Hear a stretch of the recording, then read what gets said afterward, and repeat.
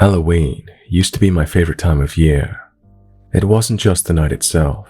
I loved playing pranks on my friends and teachers on Devil's Night or the last day of term, and the parties where girls wore sexy costumes went on throughout October. Corey always knew when they were happening and how to get invited. I'll be laying low this Halloween to keep my condition under control. It started early October last year. Mom forced me to take Cam and her friend Gabriella pumpkin picking because they needed to make jack-o'-lanterns for a school project. I didn't mind that much, to be honest. I knew it wouldn't take long. And although most of my friends hated their siblings, I got on well with Cam, so I was down for helping her out. But Corey was pissed about having to make a detour on the way to Shelley's party. Gabriella slept over at our house the night before we went to the pumpkin farm, but she lived close to Shelley, so the plan was we dropped the girls at her place with the pumpkins before going to Shelley's. You know you can buy pumpkins at literally any supermarket, Corey complained on the drive to the pumpkin patch. They won't be as high quality, Cam countered from the back seat. This project is a huge part of our final grade. It needs to look perfect.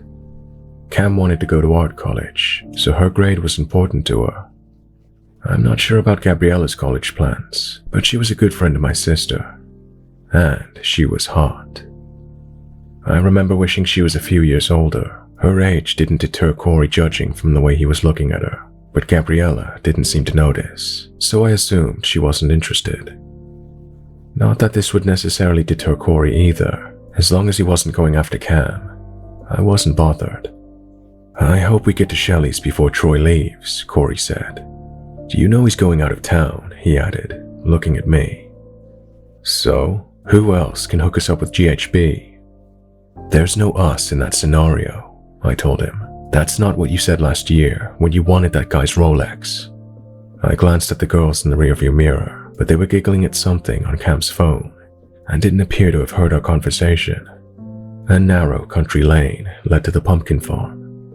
I was relieved when we reached the car park before anything came the other way. The girls leapt out of the car excitedly. I had to jog to keep up as they ran towards a wooden bridge, which I guessed was the entrance. A sign stood in front of it, reading, Bella's Pumpkins. Gabriella stopped abruptly halfway across the bridge, causing Cam to crash into her back. Did you feel that? Gabby asked. What? The wave of heat? No, Cam replied in confusion. I laughed. It was a cold October's day, and there was no wind, as if there'd been a wave of heat. We haven't got all day, Corey snapped behind me. Gabby kept walking. I feel it now, Cam said. I was hit by a blast of hot air a second later. It was there and gone in a flash. Me too, Corey said. I didn't feel it again, Gabby told us, sounding worried. I replied, I'm sure it's nothing. I wouldn't have noticed if you hadn't said anything. The girls went on ahead, their welly boots squelching in the mud. Bloody hell, Corey muttered. I suppressed a laugh, watching him navigate the mud in his white Gucci trainers. Muddy hell, more like. I joked, relieved I was wearing my beat-up Converses. I felt the grin slide from my face when I turned a corner and saw the pumpkin field. Most of the pumpkins were rotten, and there was a mild stench of decay in the air. The trees, bushes, and flowers around the field were also half dead. Most of their leaves black and withered. What the? Corey mumbled. Then I noticed the girls. Gabriella was holding up a pumpkin so decomposed it was covered in mold and caving in on itself. Ants crawled from its surface up her arms, and flies buzzed around her head, but it was like she didn't notice. She smiled for the camera as Cam took a picture. I knew Gabby hated bugs. It didn't make sense. This will look great on Instagram, Cam said, rushing over to me. She showed me the photo on her phone. I did a double take. The image on the screen showed Gabby posing with a healthy orange pumpkin, and there were no bugs in sight. I looked up to see the real Gabby, carefully putting the rotten pumpkin in a wheelbarrow. High quality my ass, Corey scoffed. Cam looked at him with a confused expression, and then went back to Gabriella. "This place isn't right, man," I said.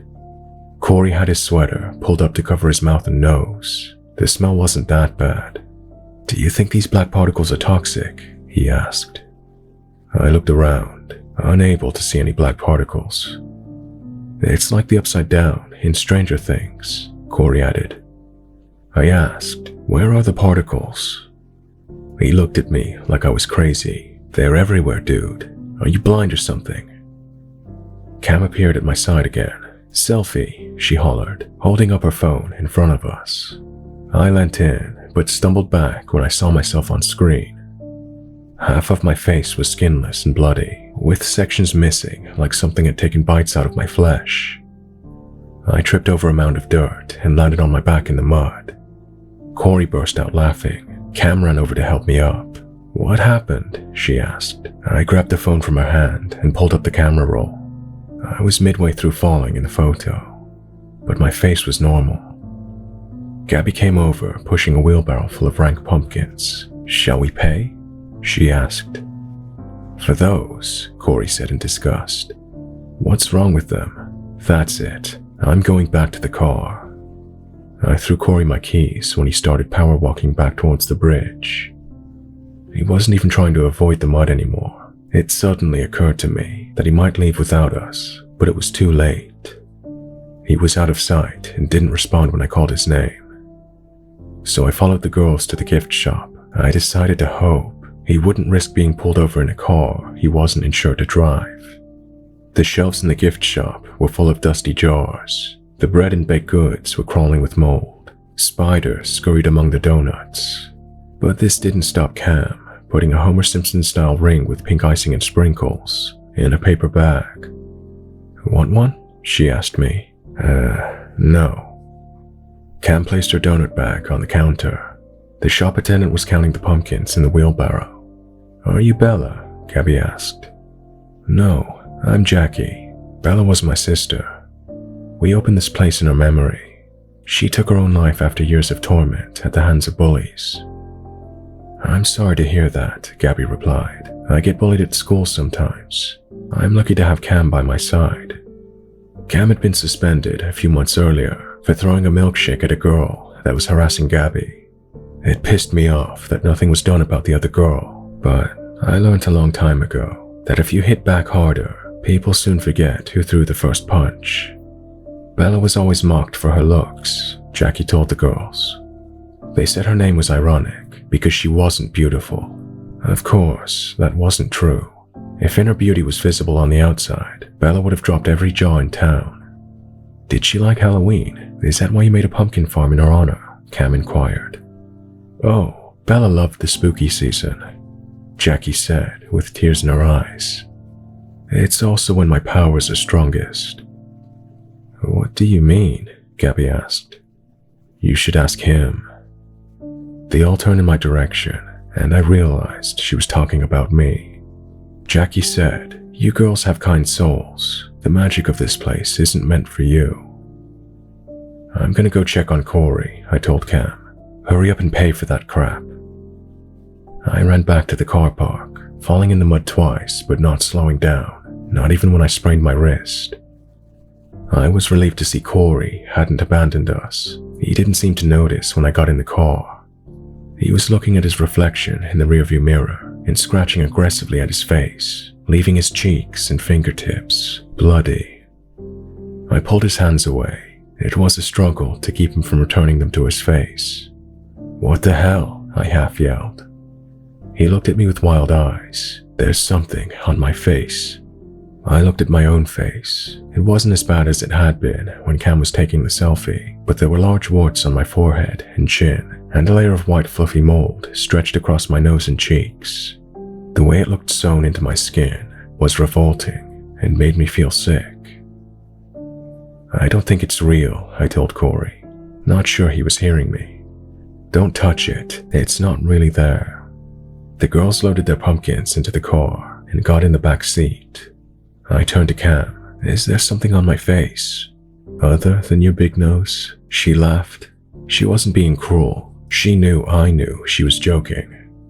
"No, nothing," she added when she noticed my expression. "What's going on?" "Just get us out of here," Corey snapped. Unfortunately, leaving Bella's pumpkins wasn't the end of our nightmare.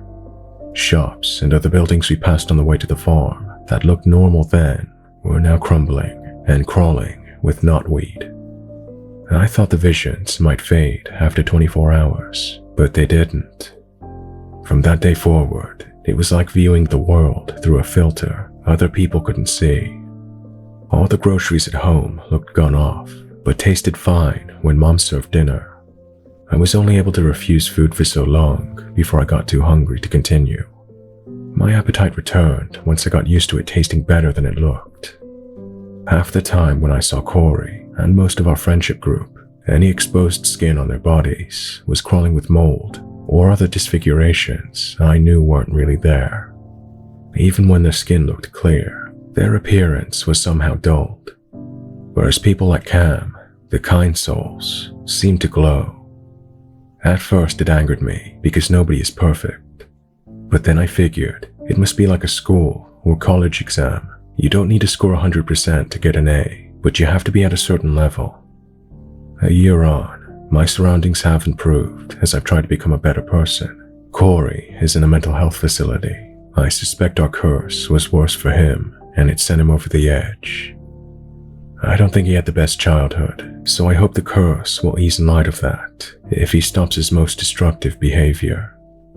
I'm thinking about going back to Bella's farm to Dr. Jackie on his behalf, but the thought of returning to that place fills me with dread. Cam would do it for Gabby if the roles were reversed, so I guess I should take a leaf from her book. It's not all bad. I can identify the worst of humanity. My cousin was engaged to a man with the most rotten face I've seen since that day at the pumpkin farm. He even had worms crawling in and out of the holes in his cheeks. Luckily, Cam believes me about the curse, and she came up with an ingenious plot to convince my cousin the guy was cheating. So the wedding was cancelled.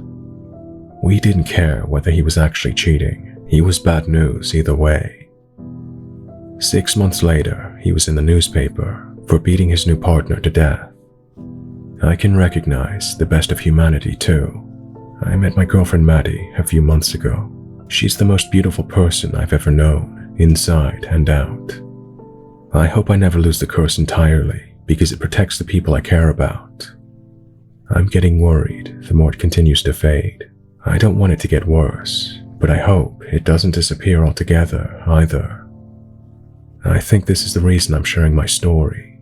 Maybe if Jackie resents me for warning others about Bella's pumpkins, my curse will remain.